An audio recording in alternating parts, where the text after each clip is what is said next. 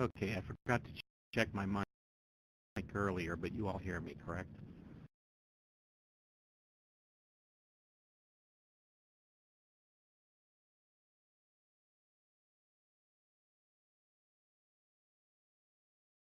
Okay. Welcome to today's Cavern Tour. This is going to be a tour in two parts. We will be concluding the tour next week, and that will be the final tour of the season. We will go on a break for a couple of months, and then we will probably be restarting the tours all over again next December. So if you missed any tours this season, they will be coming back around. Zeke 365, the guy who organized these tours 5 years ago, is going to be retiring after this next tour, and will be leaving the game for a while to go on to other projects. So if any of you are ever interested in perhaps taking up the duties of hosting the tours, contact us, and we'll talk about what all it entails.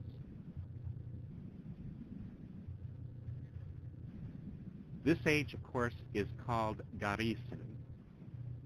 When Yisha included Gahreesen in the Path of the Hand, she chose it as a way of convincing the called that Denis was restrictive and controlling and went out of their way to prevent the least from rebelling against him. These were her words about Gahreesen in the Rodina Baro cave. Let me tell you the story of King Hrath, dare I speak ill of him. One of the great kings, but yet he was the maker of the proud, for it was his system of guilds that served as the foundation of power and corruption. The powerful need control, fortresses and garrisons to guard their power, and soon the guarding is another thing to be proud of. Layers within layers built to preserve their ages and their pride from the weak and least who might attack from without. And yet it is from within that most nations fall, and so the mighty garrisons of Denis now stand vacant. As was Yisha's custom, she took a place that was built for a very specific purpose and only told us what she wanted us to think about it, without a hint of its true purpose or history. She even lied about the guilds of Denis by implying that Hrath created the guilds and that they were universally corrupted by power. In the book of quotes from the writings of Urpa that Yisha left in Grotto, she attempted to tie this passage to Gahreesen. The laws contrived by the proud are their security and their undoing. Such laws make disobedience a virtue and obedience a sin. Vergeltav Urpa, Book 12, Entry 32, Item 134. So what do we really know about Hrath? Hrath was the youngest of 3 sons. His parents were King Rakuth and his wife Hisha. He was raised by his mother to follow the teachings of a man named Gish, who was a prophet that did not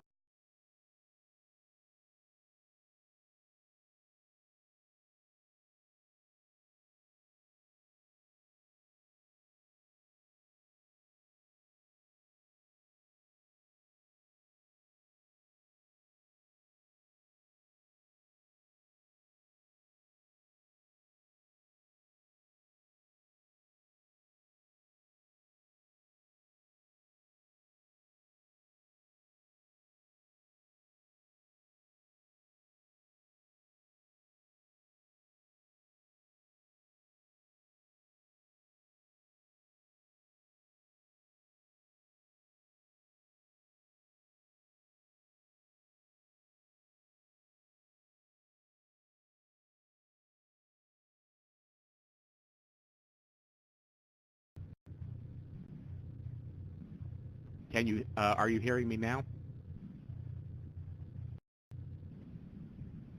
Okay, what was the last thing you heard?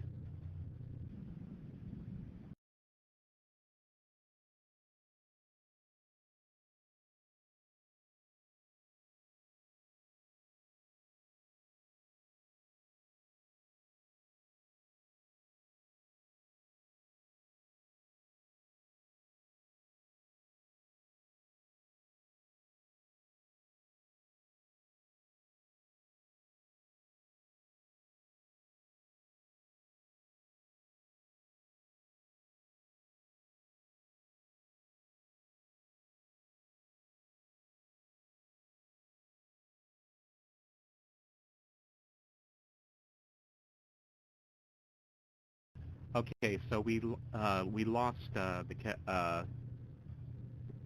sound at when I was beginning to talk about who Karath was.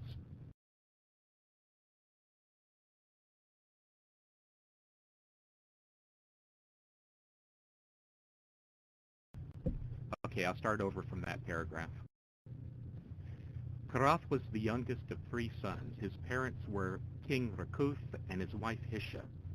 He was raised by his mother to follow the teachings of a man named Gish, who was a prophet that did not believe King Alcindar was the great king predicted by Urba.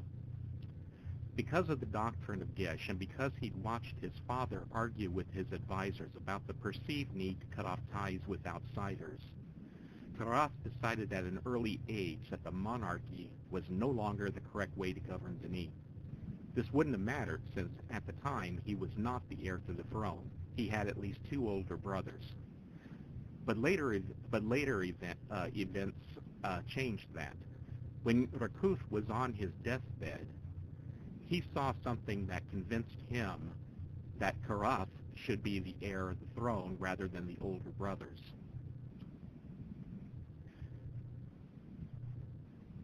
Thus, King Karath was coronated as king, and immediately after his coronation, he proposed that the monarchy should be suspended until the coming of the true great king. Of course, what he carefully did not mention while he was talking his head off was that if there was no monarchy, how would people recognize when the great king had come? Karath didn't actually accomplish very much during his time on the throne. He spent most of it convincing the Denis people to change the way they had been ruled for thousands of years, which was a much harder task than you might think. The Denis were a very conservative people, and such a major change in their lives was met with considerable resistance. That Karath was able to accomplish the task within his own reign was nearly miraculous. Karath carefully crafted his arguments as a benefit for the guilds more than anything else. After all, he argued, Denis is the guilds. Let us be protected by their fortress and be ruled by their wisdom. Because of that, Karath was considered great, so much so that the Arch of the Great King was renamed as the Arch of Karath after his death. The honor was not for what he accomplished as a ruler, but because he was able to overturn and reinvent the entire government of the empire within his own lifetime. Was the council system he set up as corrupt as Yesha portrayed? Absolutely not. Or at least it was no more corrupt than any government created by human beings, and a lot less than many. Government corruption often arises from an imagined need for the control of the citizens of a country, or because a bureaucracy or an individual government employee wishes to gather wealth or power. The guilds were integrated with every aspect of Denis life, and in a very real sense, the guilds were Denis. So what need would they have to gather more power or wealth? They already possessed all that could be had.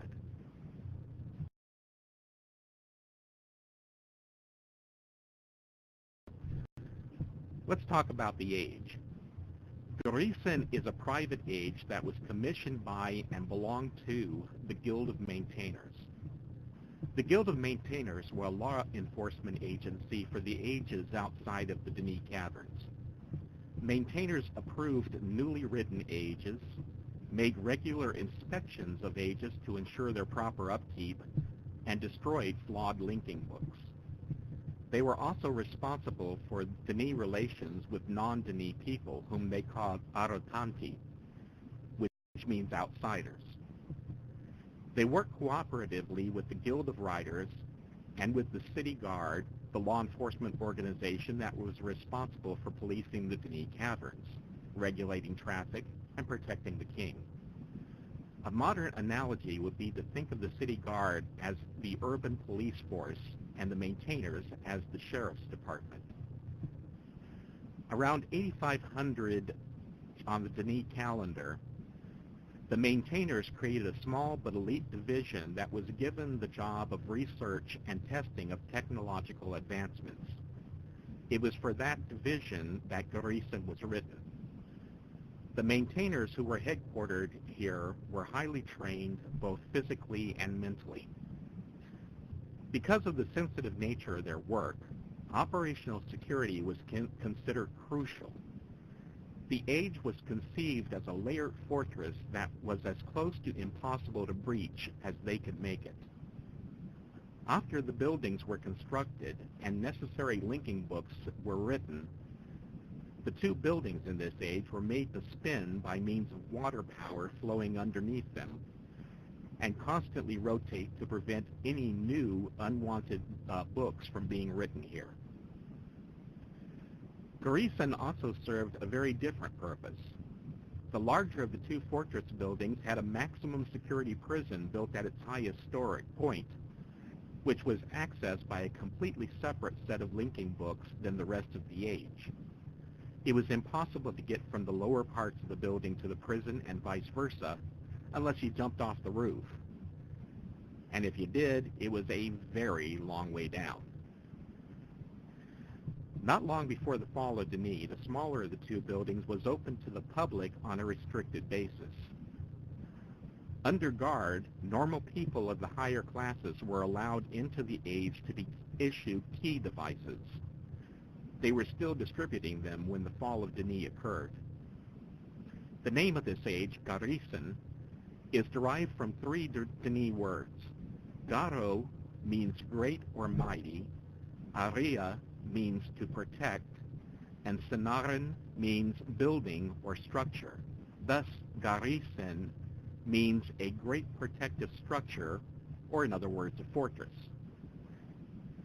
As this is somewhat close in meaning and sound to the English word garrison, the DRC Yisha and some explorers have used garrison when writing or speaking about the age. Victor Laxman was the person in charge of restoring Gahreesen with assistance from Chief Structural Engineer Michael Ingberg. And it was Laxman who discovered the existence of key devices and who eventually set them up so that we could use them. Restoration engineer Michael Simpson was Laxman's assistant for the project and studied the age over the course of several visits. He wrote his first impressions of Gahreesen in a notebook with entries made between November 12th of 2001 and June 4th of 2002. His first notebook entry had this to say, "Okay, one thing seems immediately obvious. This place was built for security. No one could write a link anywhere in this place or the next. It was obviously a maintainer facility of some kind, and it doesn't seem that it was for general guild members. By that, I mean it was limited to at least the higher-ranking members. As to how they got the first link written here, I don't know, probably while it was under construction. It does seem pretty obvious that it's not going to happen again unless something major happens to this place. I should say that Kodama has some theories about the age that have held up so far. May have been a special forces of a sort for the maintainers. Started later, mid-8000s. Became somewhat of a research and development arm for the Maintainers Guild. I don't know, worth mentioning though. There are quite a few mentions of such groups in other docs Kodama has found, or at least seen.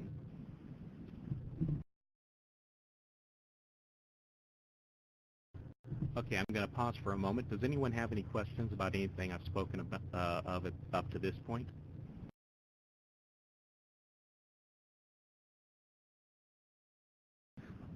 Apparently, Kereth's older brothers were both cool with the notion and supported his coronation.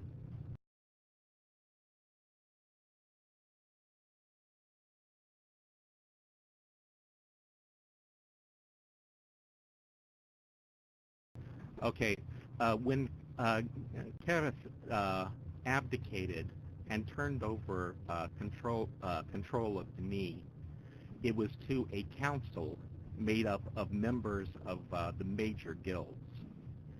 At first, there were 5 members of, that were appointed to be on the council. But later, that number was expanded to include membership from all 18 of the major Dene guilds. At that point, the council, the original 5 positions that were on the council were changed, and those people, instead of being councilmen, became known as Great Lords. Their job was not to pass laws or propose laws. Instead, they served as tiebreakers in the case the regular council had a disagreement. But effectively, from the day that King Karath abdicated, the guilds were ruling Dene on as a city council.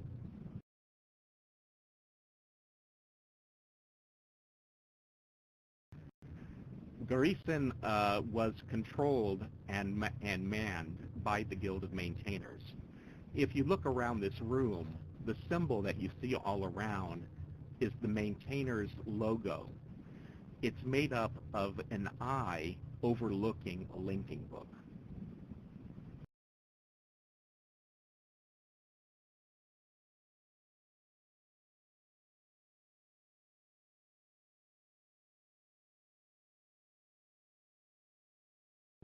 Okay. Simpson, when you first link to Gahreesen, you arrive in this room, which is open to the sky. If you go into first-person view and look up, you'll be able to see the clouds rotating above us. The arrival point is in the exact center of the room and is marked by a plate on the floor bearing the symbol of the Guild of Maintainers. In the wall opposite from where I'm standing, there is a second-story opening overlooking the room, which is nicknamed the Sniper's Window because of a phrase in Simpson's notes. It allowed maintainer guards to watch arriving visitors. The center, the room, of course, has one armored door which leads into the building interior.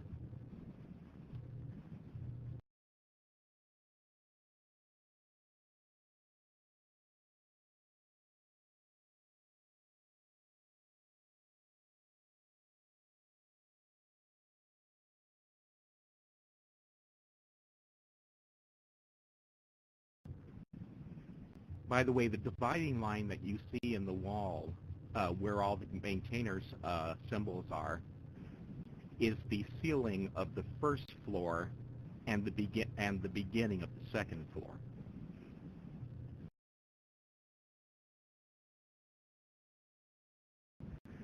Yes, and we will be going there later. You do that, though, when you first explore this age. You climb up there, and you just may not have noticed it. Okay, if there's no other questions, we're going to move into the next room and stop there.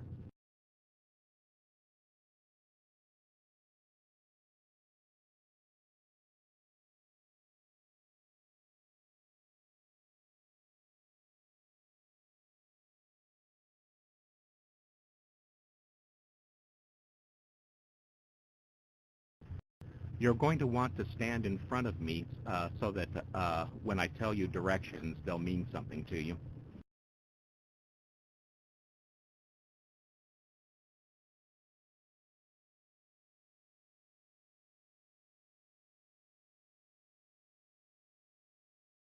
This room was dubbed the waiting room by Simpson. His notes read, "So, visitors are escorted into this little waiting room. There's a window on one side that looks almost like a ticket window. Maybe turn-in windows or goods that aren't allowed. Maybe books. I'm sure they didn't want books in here. Yeah, looks like mainly for books. There is another ticket window on the other side, although this one looks different. I'm pretty sure those are beetle cages on the other side. Beetles that sought out ink. Somebody was just telling me that there are all kinds of references to them in other documents. You don't make it past this room with a book. As well, The doors never seem to open at the same time. So even if you somehow make it out of the entrance room, you're still not going to make it past these mammoth doors out of the waiting area. And that's exactly how it works. After leaving the arrival room, visitors entered this reception room where they were directed to the window which is on your left. There, they were inspected by guards who had small cages with scarab beetles in them. The beetles could smell the ink used in linking books and would become agitated if they did. Visitors with linking books then had to turn them in at the right-hand window for storage. Once they were cleared, the visitors were allowed into the corridor outside this room to continue. If you look through the open door, you will notice that there is a door across the hall. That is the down elevator. The up elevator is farther along the corridor. Each elevator only goes one way, and that's for added security. You'll notice that the doors are heavy and extremely thick. They operate via electric motors and have sensors built into them. The sensors detect your key device and determine the program's security level of the key device. If the key device is of a level authorized to access the room or corridor beyond the door opens. If the key device does not have sufficient privileges, the sensor flashes but does not open the door. Key devices given to explorers have a high enough security clearance to open all of the doors on the first floor, but can only open the corridor doors on the second floor. Strangely enough, your key devices will open any of the doors in Gahreesen 2, the other building, which evidently had tougher security than Gahreesen 1. Why that would be has never been explained. So let's go ahead and walk out into the corridor, and then we're going to move along the corridor to the right until we get to the first room.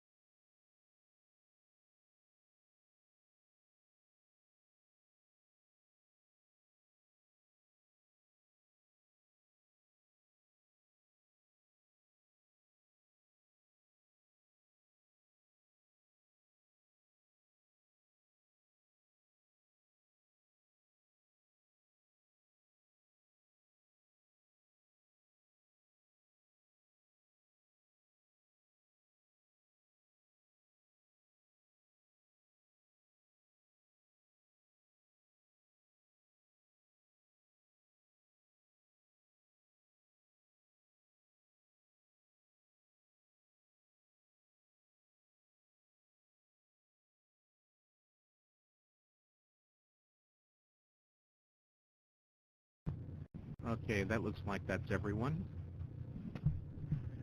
This is the locker room where the guards stored the confiscated linking books.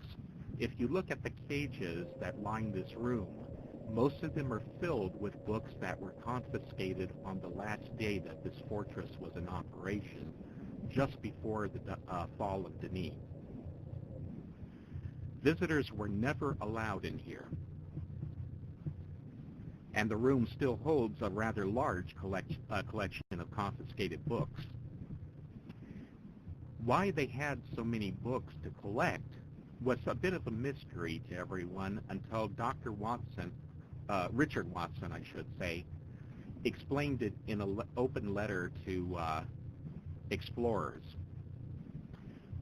It seemed that the Denis, who traveled throughout various ages, always carried an emergency linking book with them. In case they got into trouble and needed a quick exit, they could touch the panel on the book they were carrying and go to a predetermined place of safety.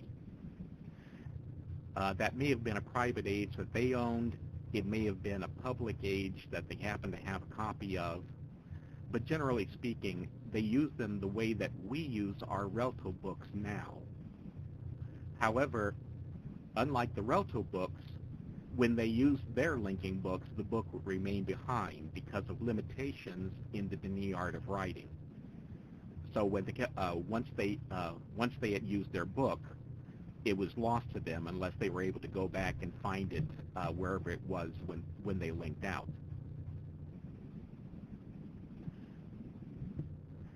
Back in his day, Atris also carried a linking book to Mist Island everywhere when he was exploring the ages that he wrote for exactly that same reason. Something else that you'll find in here, in 3 of the lockers, are maintainers' markers. Those are the glowing yellow discs that you see in various ages. Those were placed there once an age had been approved by the Guild of Maintainers as being safe for use. However, they did have another function.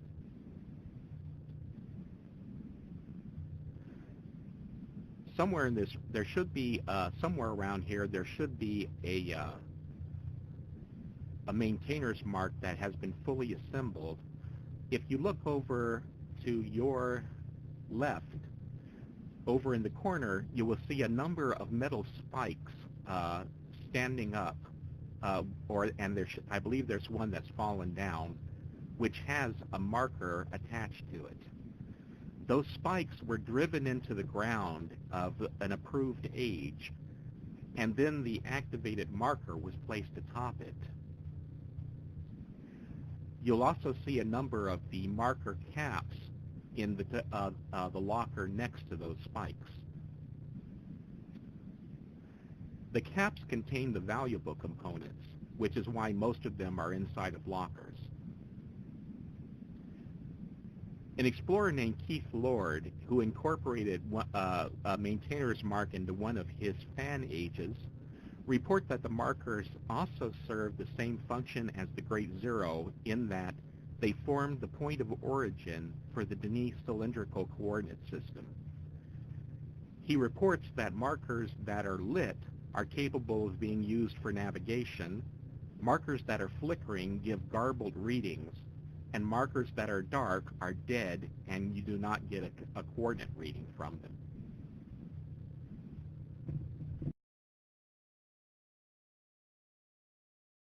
Okay, any questions about this room?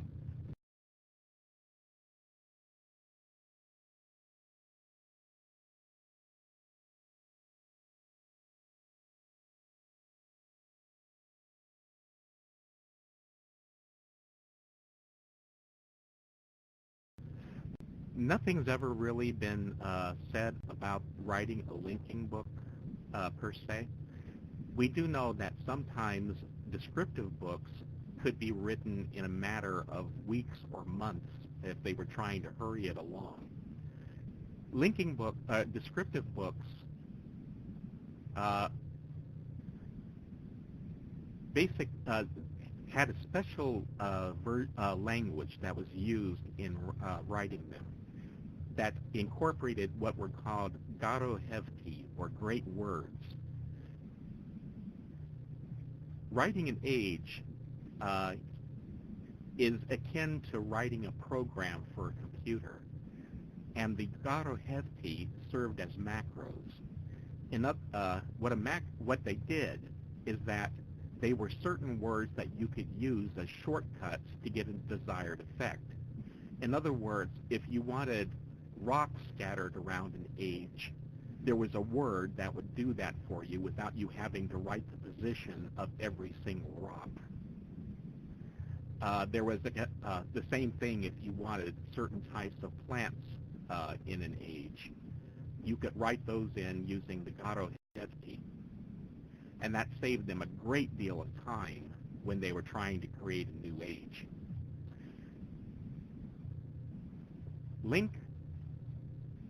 Linking books are slightly different. Once a descriptive book was written, it would reach out throughout space and time and different dimensions until it found a world which, or a place on a world, which closely matched the description that had been written in the book. Once it had locked on to that, it would then create. It would then create the linking panel, and that would become active, giving you your link to that world. Then, once you had linked into that world, you could find a spot in it where you wanted to have another linking point, and by sitting down in that spot and writing a general description of it, which is much shorter than the original descriptive book, you could create a link to that spot. And that, by the way, is why the buildings here spin.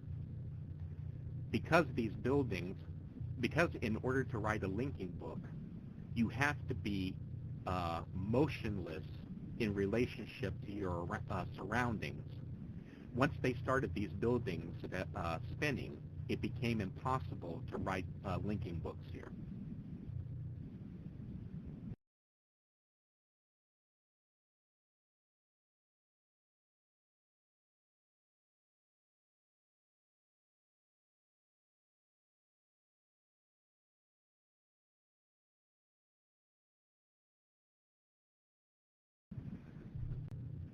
So that's why we don't know, since no one's ever actually written anything about that, we just don't know if it took hours or days or what to write a linking book. We do know that the Book of Earth, which is the original descriptive book for the Denis Cavern, was written in approximately 2 years by Reneref.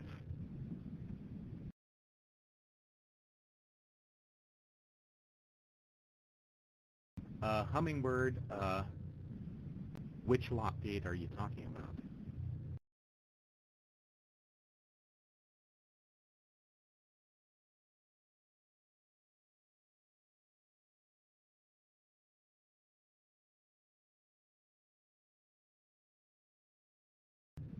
If you're talking about the lockers themselves, that's exactly what they are. Those are secure lockers for holding confiscated linking books as well as the maintainer's markers. If you, over to your right, at the end of the room, by the way, is the window out into the waiting room where the books would have to be turned in to the guards.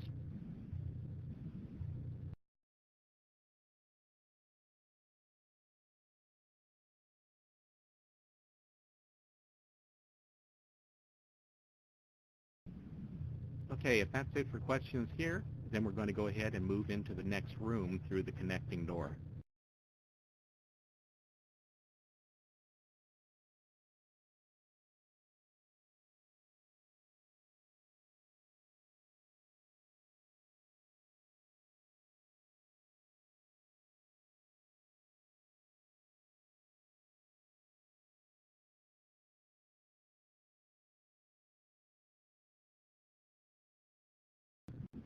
Ural, that is right. The Denis didn't create worlds. So when they wrote a linking book, the magic, for lack of a better word, of the book would search throughout space-time and throughout other dimensions across the multiverse in order to find an existing world which closely matched what had been written in the book, and it would tie itself to that, and that's how the link, and forming a link to it. However, that's one of those subjects which posed a problem throughout the history of the Denis, and reaching back to the Rhone people that they sprang from before they moved to Earth. There was always at least a few people who believed that they were creating new worlds when they wrote descriptive books, not just tying into them. and that caused an awful lot of problem throughout the entire history of Denis. And of course, it caused an awful lot of problems because Gin, who was the father of Atris, also believed that he was a god who was creating worlds when he wrote a descriptive book.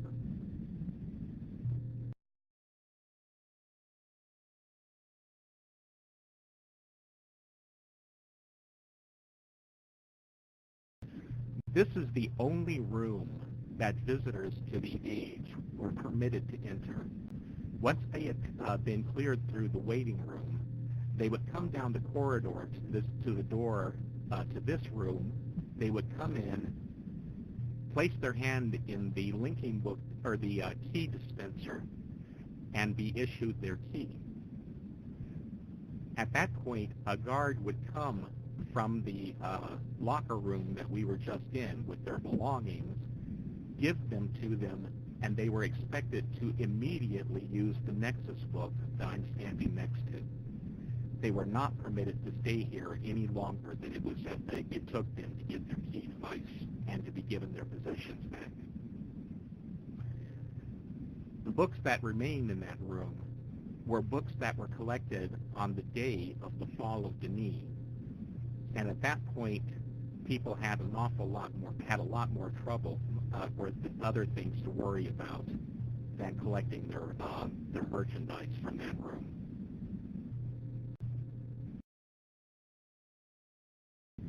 Key devices were originally only issued to members of the Guild of Maintainers, according to some sources. However, key devices were given their name by Victor Laxman, the person who discovered them. The Denis number 3 was written on the back of the first key device he found, and to him, it looked like the number looked like the letters K and I. Simpson thought that the locker room was set up to impress visitors, but that's not true. The contents of that room were considered too sensitive for maintainers to have allowed anyone else inside, even for a peek.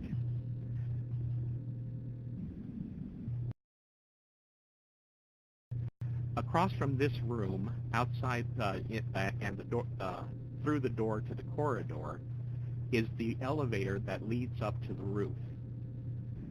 That elevator and the one by the waiting room, which comes down from the roof, only have 2 stops, this floor and the roof. There is a second floor of this building, but the elevator never stopped there.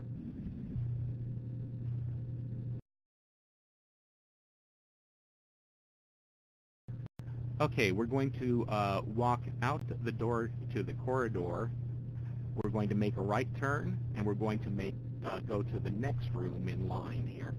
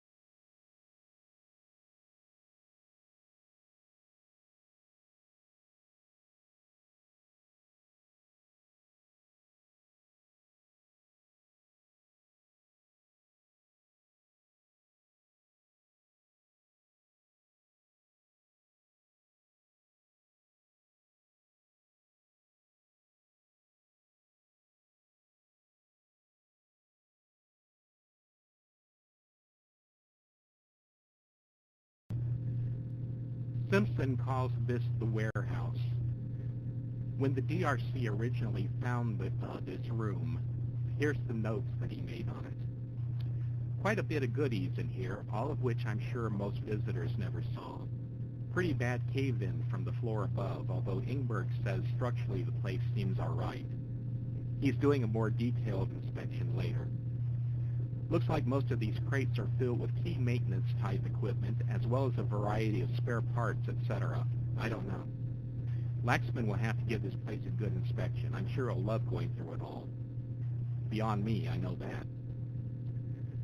This building, of course, is this room is empty now, but it would have contained an awful lot of valuable and sensitive equipment, which the DRC apparently moved away from the age, and possibly maybe storing in Tokena 1 back on Accra Island.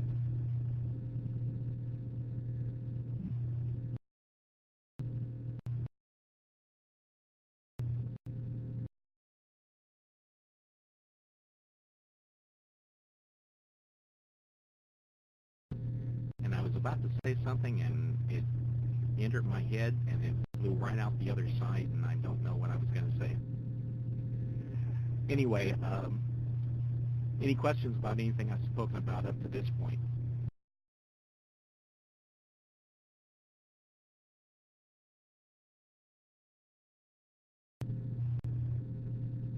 What can they say when you get to be 60? They say that your memory is the first thing to go. I don't remember what the second thing is that they say.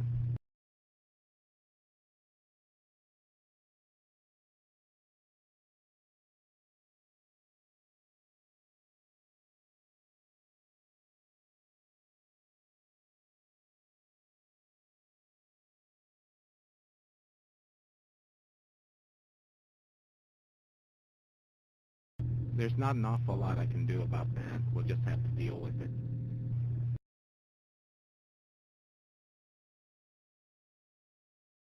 Anyway, if we do not have... yeah, actually, I'm not too far away from both. I have an air conditioner behind me.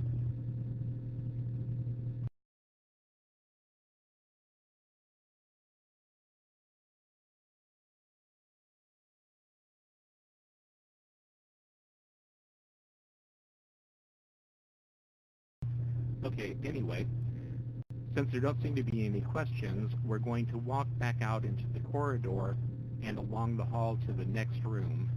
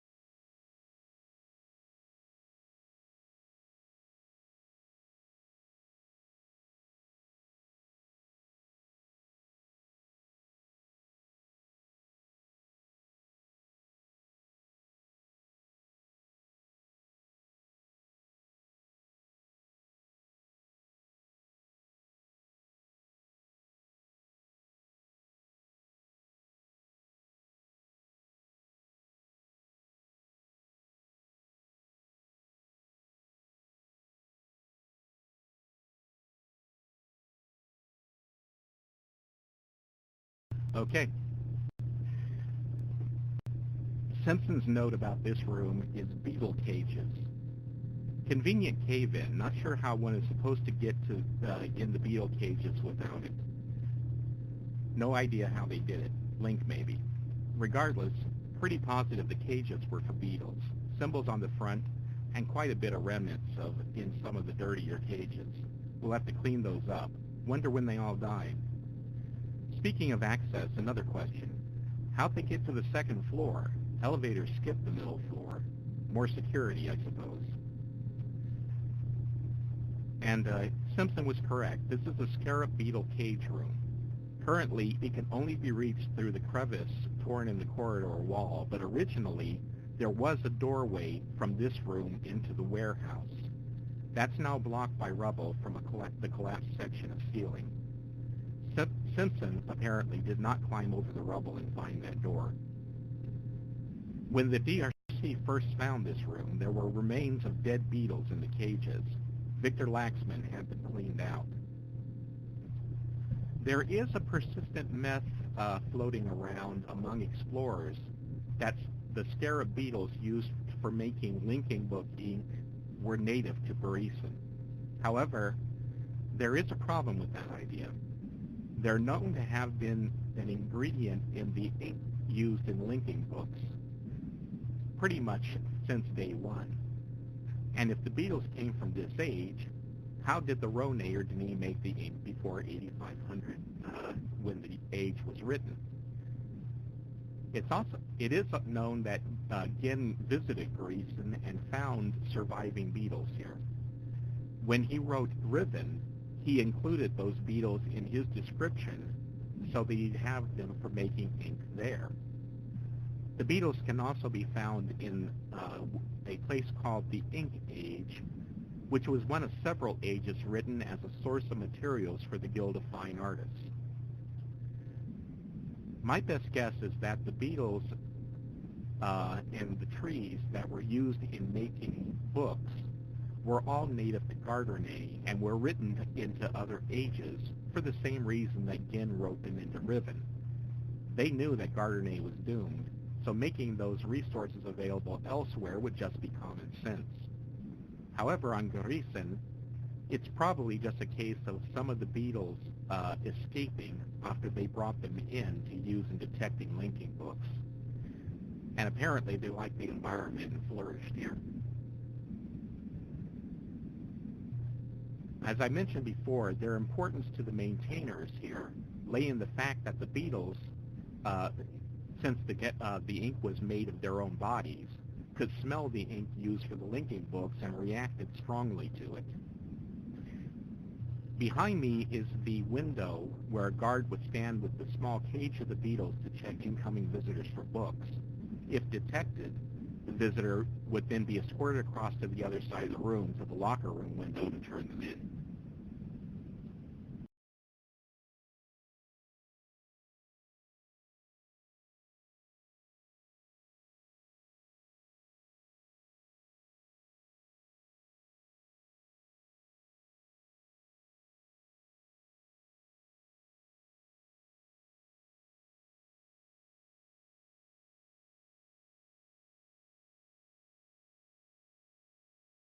From here, we're going to be moving up to the second floor, and we're going to want to wait for Murphak to move Mirobot up there, and then we'll link to the bot.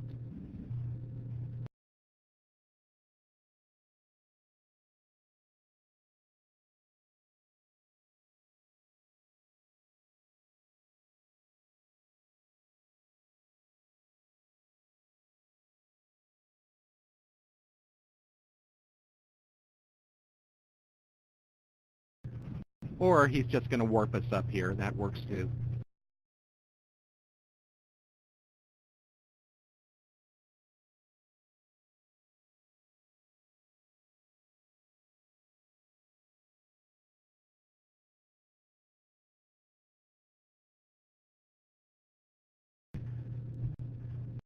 The question was asked earlier if we could ever go up to the room where the sniper's window is, and here's the answer. I'm standing right next to the window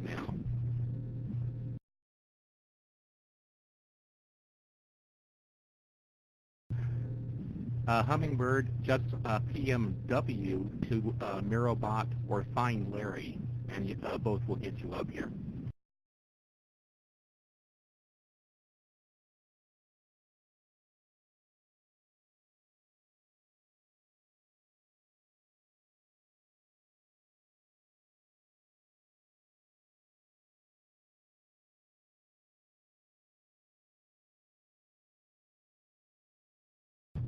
Simpson's notes about this room begin with this. Destruction was a little more substantial than I thought. Looks like it tore out a section of the outer wall even. I'm going to get out of here until Ingberg can come back again. Then he continues, been a few days, but I'm back. I'm no expert, so I guess I'll have to trust Ingberg. But he says this whole thing is one of the most solid, heavy pieces of construction he's ever seen. It's safe, he assures me. If I die here, and someone retrieves this recording, please sue him for me. Second floor looks similar to the first. Outer hall and a number of rooms. Have to remember that very few people probably ever walk these halls. There is no access via elevators, stairs, anything to get here. I assume it had to be done via a linking book, which is probably somewhere in the city. I suppose there could only be a way to stop those elevators on the middle. I suppose there could be a way to stop those elevators on the middle floor, but I doubt it. Regardless, this floor was extremely secure. Book access only, I'm guessing. Simpson's note about the elevators not having a stop on the second floor is confirmed. Walking around this corridor, on this level, there are no doors for the elevators anywhere. Access to the second floor would have been through linking books written before they began rotating the building, and the linking would have only worked by timing the moment when a person touched the book to get here. It's suspected that the books would have been kept in a high-security section of the Maintainers Guild Hall in the Denis City.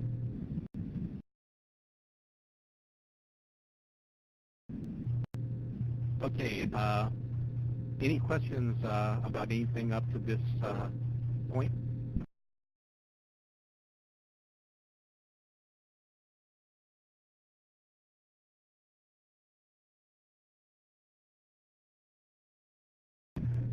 The rule for linking is that you can link with anything you can carry.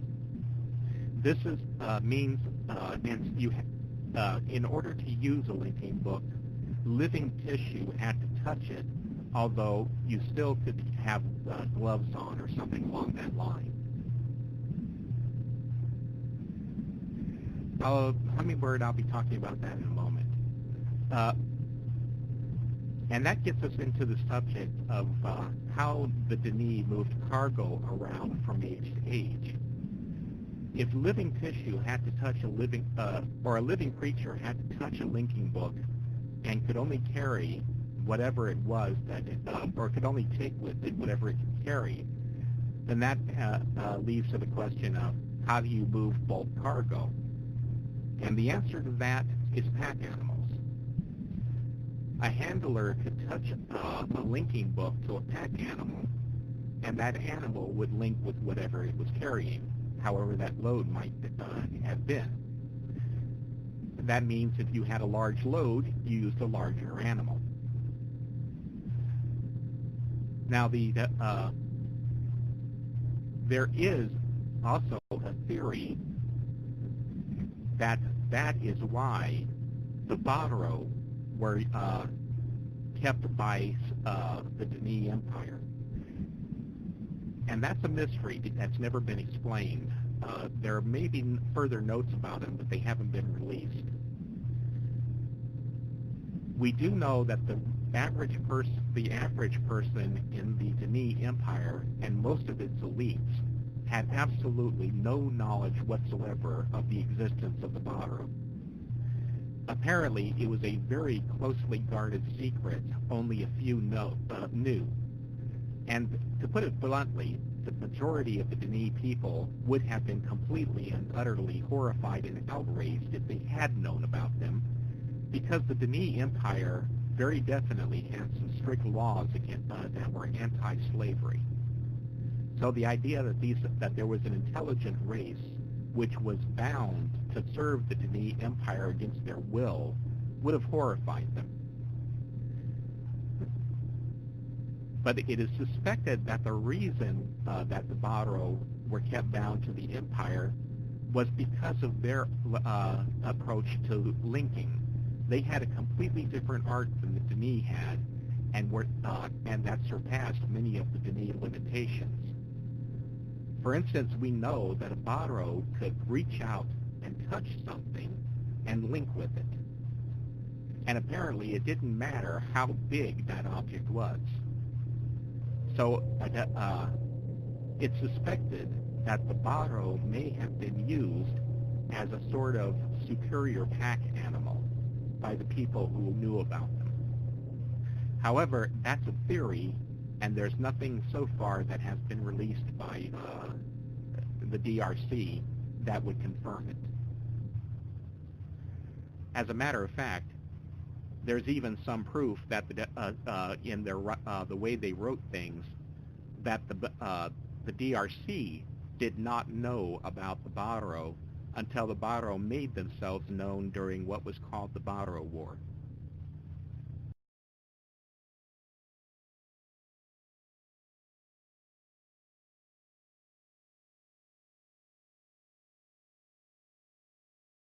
Any other questions?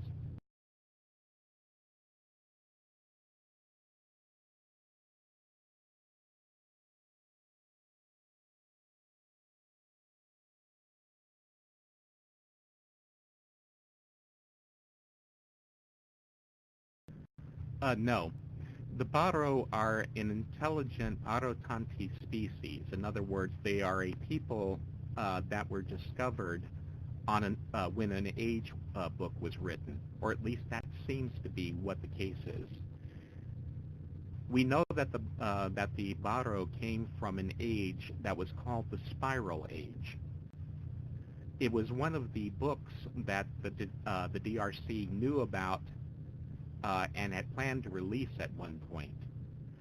However, there is no evidence that they knew that there was an intelligent species there, or I should say a living intelligent species. They had found some evidence of an inhabitation there, but apparently they had not met the Baro themselves because the Baro kept themselves secret.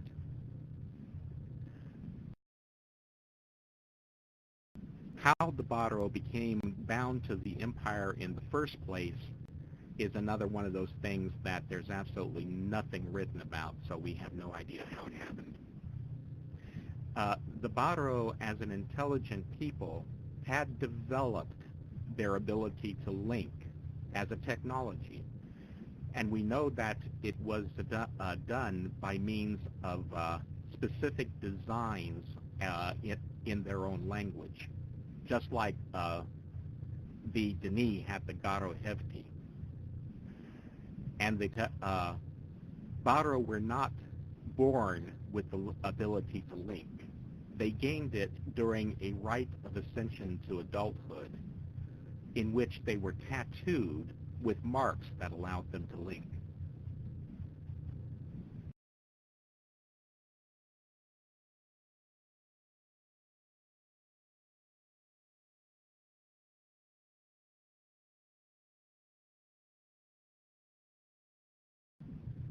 Okay, if there are no more questions, we'll go ahead and move outside this room into the corridor, and we will stop there.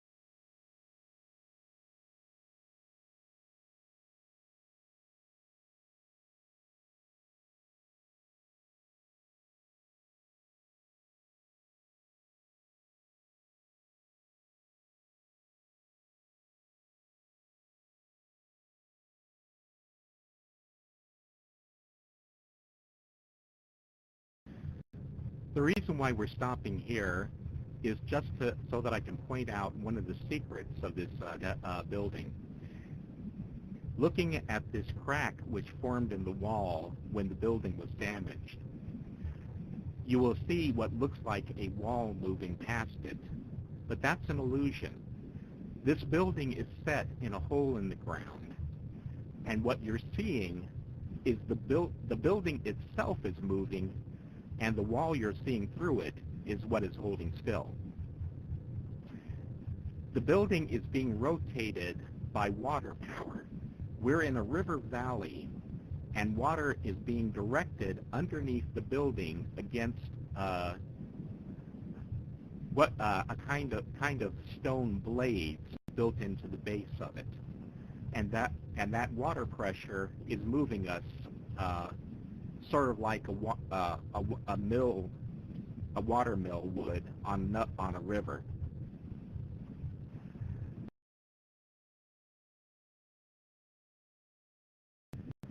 Okay, let's go ahead and move to your left through the door and stop in the next section of corridor.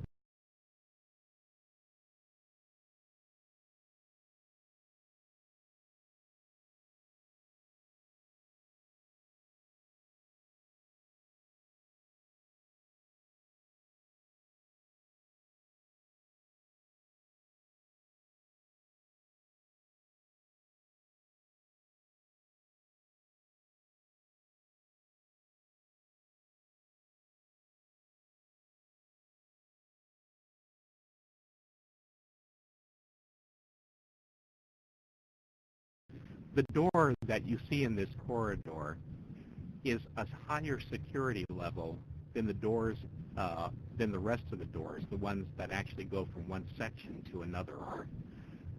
And when you walk past them by yourself, you will notice that they will flash twice in a green color instead of the light blue that the corridor doors flash.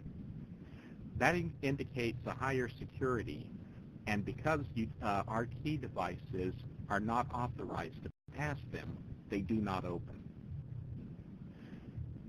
On the other side of that door, Simpson says there was probably a guard lounge.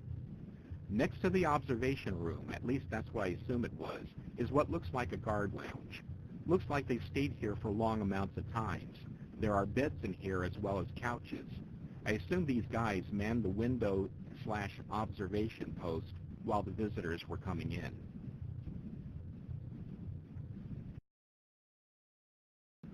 There are since this building is shaped like a pentagon and has 5 distinct sections, which means that on each floor there were usually one room per section. Other than the guard lounge, Simpson noted that some of the other rooms were lockers, similar to the ones downstairs that they kept linking books in, and which were probably equipment for the maintainer stationed here. And finally, we had what he called the gear room, which is where we're going now.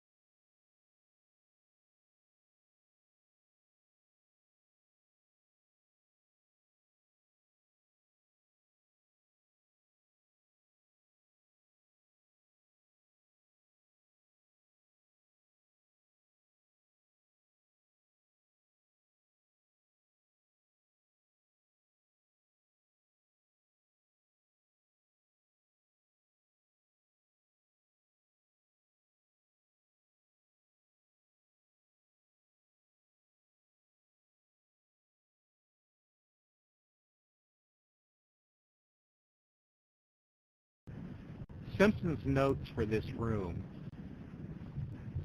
say, "Now I see why this floor was so secure. Looks like the whole power structure for this building is here. Amazing construction. The entire building looks to have been powered by some underground water source that caused it to turn. They implemented a gear that would grab onto teeth in the ground outside and provide them with a power source as well. Talk about killing two giant birds with one stone. Pretty amazing. Power looks somewhat complicated. Seems as though there were at least occasions that power was turned off, as there are obviously controls to do that, and then started again. I'm heading to the top.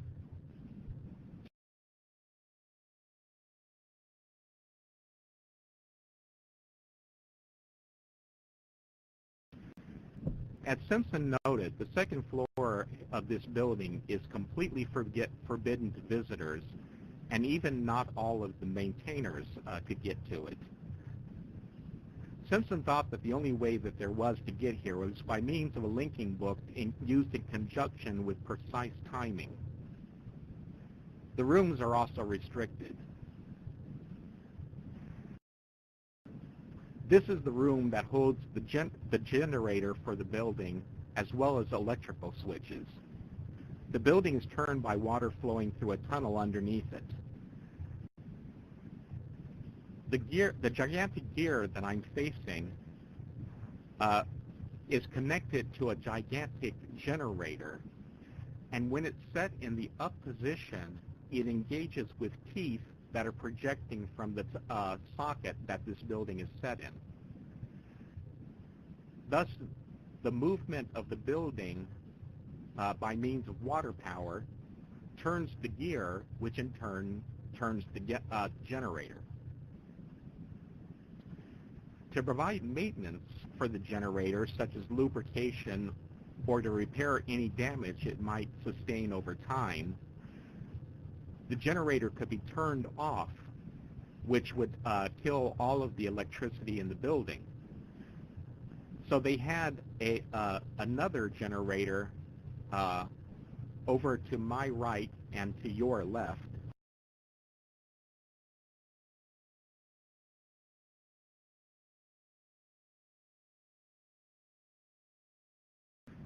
This is operated by the pressure plate that I'm standing on now, and it would allow just enough electricity for the power to be turned back on and the generator to be engaged with the wall of the socket.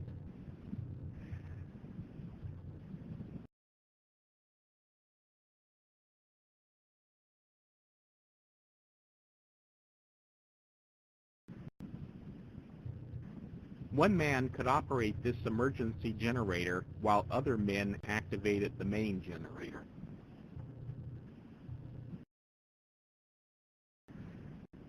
Okay, and before we go up to the surface, any questions at all about this area?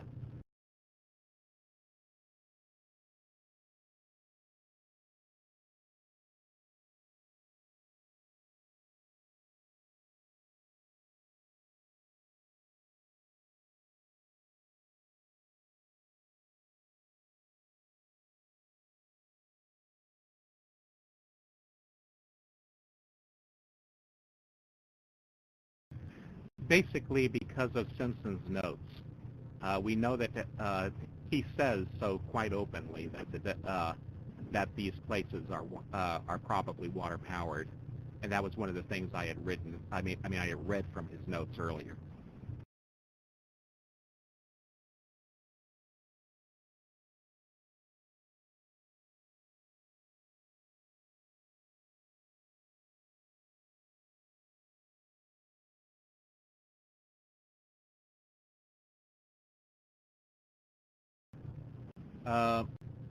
Jay Maynard, in this particular case, they didn't have a way of exiting the building in a hurry. The elevator would only take one person at a time to the surface. However, they would have had linking books up here with which they could exit the building, and the same was probably true of the maintainers down below. They would have had a way of getting out in a hurry. If nothing else, they always had the Nexus book that was in the linking book room.